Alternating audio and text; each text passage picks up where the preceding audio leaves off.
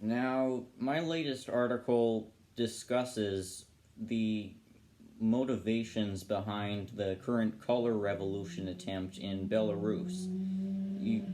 What's happening now is Washington is trying to overthrow the only remaining former Soviet state that retains socialistic policies and a state-run economy, and they're trying to replace it with pro-Washington neoliberal government. And I'm looking at the current geopolitical and economic factors, and I see a sense of desperation among the U.S. capitalist class to shore up control over territories like Belarus. They see that U.S. influence is rapidly decreasing. They see how global capitalism is experiencing a massive depression and class conflict is escalating. And the thing about capitalism is there can't be capitalism in one country. Capitalism needs to expand. Corporations have always needed to perpetually expand in order to survive, and thus comes the imperialist logic of we always need to try to shore up more territory. And this is what they're trying to do in Belarus. They're trying to continue their long-standing norm of conquering more territory and making it into another neo-colony.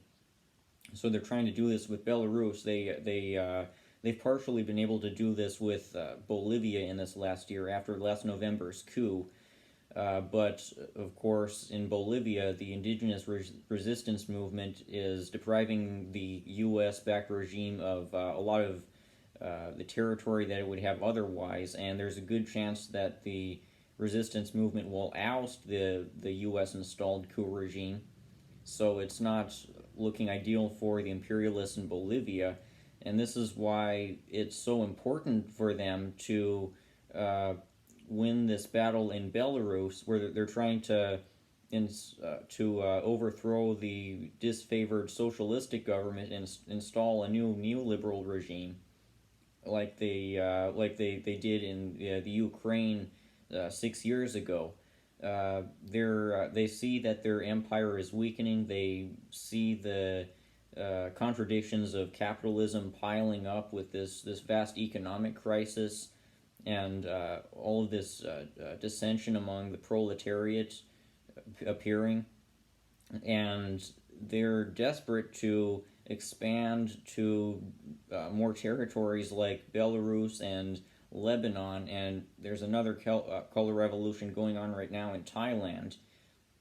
So if they know that if they don't shore up this control over these territories, and if they don't shift the geopolitical tide away from China's favor, then the U.S. imperialism is going to continue to go in a downward spiral, and eventually the capitalist class will end up in this nightmare situation for them, where they're isolated to a smaller number of countries after a new wave of socialist revolutions has come, and they'll only have these isolated countries to rule over and exploit.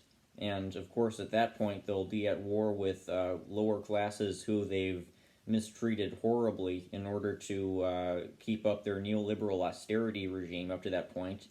So they see the writing on the wall. They see the specter of communism. They see that the U.S. empire, like all past empires, is on the decline, is destined to eventually fail, and so this Belarus project is certainly a big deal for them. The American bourgeoisie really wants to get this right for them. Hopefully, they won't be able to overthrow Belarus's legitimate government.